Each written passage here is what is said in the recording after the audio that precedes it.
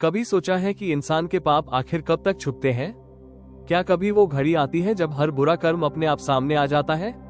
इस कहानी को अंत तक सुनिए, क्योंकि जब पापों का घड़ा भरता है तो सिर्फ जीवन नहीं, पूरा भाग्य बदल जाता है। बहुत समय पहले की बात है। एक राज्य था जिसका नाम था धर्मपुर। ये राज्य बहुत समृद्ध था, लेकिन वहाँ का राजा विक्रम सिंह स्वभाव से बहुत क्रूर और अभिमानी था। वो धर्म और न्याय की बातें करता था, लेकिन खुद अपने मन की करता था। राजा ने अनेक निर्दोषों को दंड दिया, अपनी सत्ता को बचाने के लिए अपनों का ही खून करवाया। लेकिन उसका विश्वास था कि राजा जो करे वही धर्म है। एक दिन एक साधु राज्य में आता है। वो कहता है, जब पापों का घड़ा भर जाता है तो सबसे पहले विवेक डूबता है। राजा उसे हंसकर भगा देता है, पर साधु जाते जाते एक बात कहता है, घड़ा भर रहा है राजन, जब छलक जाएगा तो सिंहासन हिलेगा। राजा के अत्याचार बढ़ते गए। उसने कर बढ़ा दिए, गांव वालों की जमीनें छीन ली और गरीबों की आवाज को दबा दिया। प्रजा की हालत बद से बदतर हो रही थी। एक दिन एक वृद्ध महिला महल के बाहर रोती हुई आई और बोली, महाराज, मेरे बेटे को बिना अपराध जेल में डाला गया, न्याय दीजिए। राजा ने गुस्से में सिपाही को बुलाकर कहा, इस औरत को भी जेल में डाल दो जो मेरे न्याय पर सवाल उठा रही है। लोगों के मन में डर था, लेकिन भीतर से अब असंतोष का बीज उगने लगा था। एक दिन दरबार में एक साधारण व्यक्ति आया। वो मृदुभाषी था, पर उसकी आंखों में गहराई थी। उसने कहा, महाराज, क्या मैं आपको एक कहानी सुना सकता हूँ? राजा ने हंसते हुए कहा, राजा के दरबार में कहानी? सुनाओ, समय कटेगा। वो व्यक्ति बोला, एक बार एक राजा था जो सोचता था कि वो भगवान से भी बड़ा है।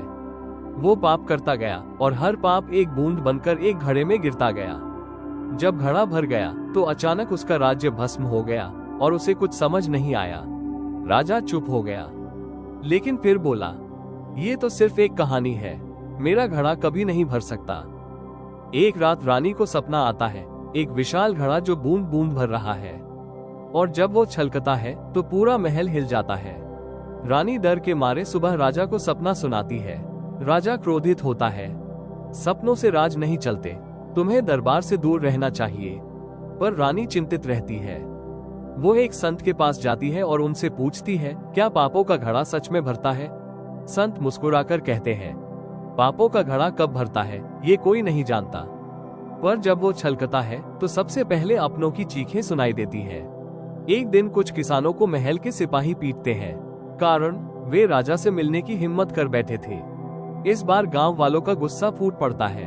वे एक होकर महल के बाहर इकट्ठा होते हैं। नारे लगते हैं, हमें न्याय चाहिए, राजा नहीं अत्याचारी है। राजा दरबार से देखता है और क्रोधित होकर कहता है, इन सबको सबक सिखाओ। मेरा हुक्म है, बलपूर्वक तितर बितर करो।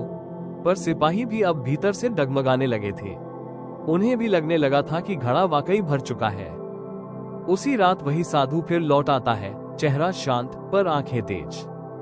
वो कहता है, राजन, घड़ा अब छलकने ही वाला है, और जब छलकेगा तो तुम्हें संभालने कोई नहीं आएगा। राजा गुस्से में सैनिकों को आदेश देता है, इसे बंदी बना लो।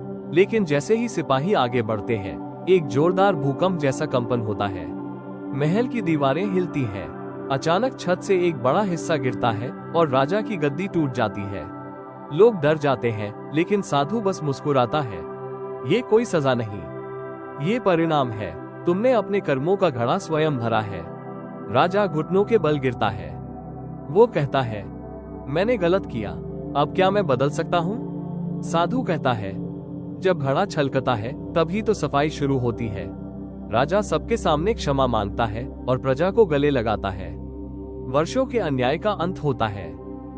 हर दिन हम कोई न कोई कर्म करते हैं और हर बुरा कर्म एक बूंद बनकर हमारे जीवन के घड़े में गिरता है। सवाल ये नहीं है कि घड़ा भरता है या नहीं, सवाल है हम कब जागते हैं। अगर आपको ये कहानी जीवन को देखने का नया नजरिया दे गई हो तो इसे दूसरों तक जरूर पहुंचाएं। चैनल को सब्सक्राइब करें। इंस्पिरेशनल स्टोरी 06, जहां कहानियां सिर्फ सुनी नहीं जाती, महसूस की जाती है। धन्यवाद।